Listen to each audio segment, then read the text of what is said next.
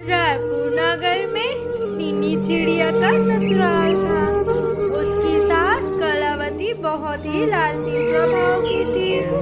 एक दिन उसने सुबह सुबह नीनी को बुलाया और कहा, बहू, ये ले लिस्ट और इसमें जो भी सामान लिखा है फोन पर अपनी माँ को बता देना। तेरी पहली हरियाली तीज है। आज शाम तक तेरे ये मायके से सारे सामान आ जाने चाहिए। नीनी अपने सास से लिस्ट को लेकर पढ़ती है। अरे माँ जी, इस लिस्ट में बहुत कुछ लिखा है आपने। कहाँ से मेरे मम्मी पापा इसे पूरा करेंगे? अभी तो मेरी शादी में जो कर्ज लिया है उन्होंने, वो भी नहीं चुका पाएंगे। अरे हाँ, मैं तो भूल ही गई थी कि तेरे माँ बाप तो कंगाल है। मेरे बेटे की तो पति ही मारी गई थी जो उसने कंगाल की बेटे से शादी कर ली। मुझे क्या पता था, मेरे बेटे के लिए तो बड़े बड़े अमीर घराने से रिश्ते आ रहे थे। पर न जाने उसे तो तुम्हें क्या दिखा जो तुझसे शादी कर ली।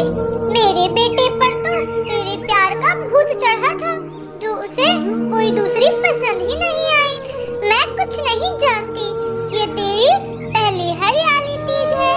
इसका सारा सामान बहू के मायके से ही आता है। अब मैं तेरे लिए परंपरा तो नहीं तोड़ सकती। चल अभी मेरे सामने फोन लगा अपनी माँ को। चाहे जैसे भी हो, उन्हें ये सारा सामान शाम तक लाकर देना ही पड़ेगा। मैं नहीं चाहती तेरे चक्कर में मेरे बेटे पर कोई उंगली उठाए। माँ जी, सुनिए तो, ऐसा मत करिए। वो बहुत गरीब है, नहीं कर सकते इतना। कलावती नीनी की माँ को फोन लगाने लगती है। हेलो हेलो समधन जी, आपकी बिटिया आपसे कुछ कहना चाहती है। ले फोन पकड़ और बात कर अपनी माँ जी से। मम्मी, कैसी हो? सब ठीक है ना? हाँ बिटिया, सब ठीक है। क्या बात है, तू रो क्यों रही है?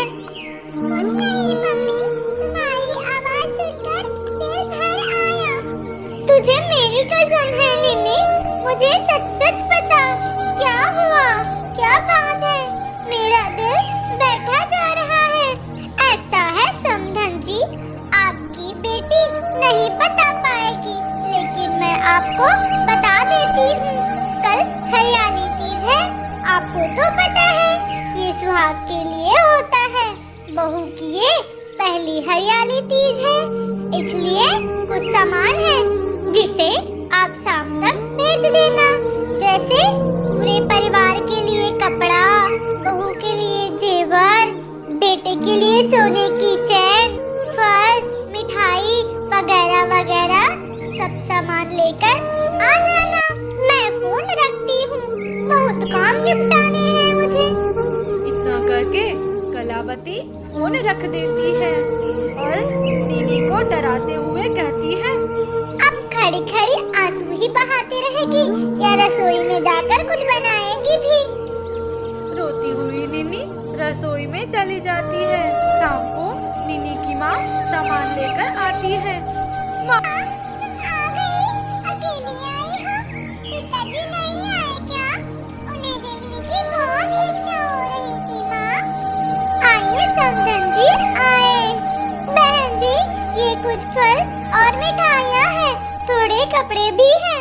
मुझसे जो बन पाया वो मैं लेकर आई हूँ। आप लोगों से मुझे यही उम्मीद थी, और क्या कर सकते हैं। उठाइए अपना सामान और इसके साथ अपने बेटी को भी लेकर जाइए। मैं अपने गोलू की दूसरी शादी करूंगी किसी रईस चिड़िया से। मेरा बेटा लाखों में एक है, लाखों में एक। अपनी माँ की ये सारी बातें गोलू सुन लेता है। जी माँ जी, आपको मांगने में शर्म नहीं आती? किसी भी चीज की कमी नहीं है अपने घर में। चलो नीनी, अब हम यहाँ नहीं रहेंगे। उस दिन अपने दोस्त के घर रहूँगा, तुम वहीं अपनी हरियाली तीज मना लेना।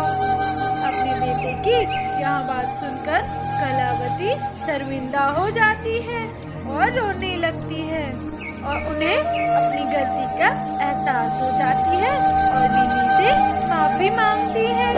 फिर अगले दिन नीनी अपनी सास के साथ हरियाली तीज मनाती है।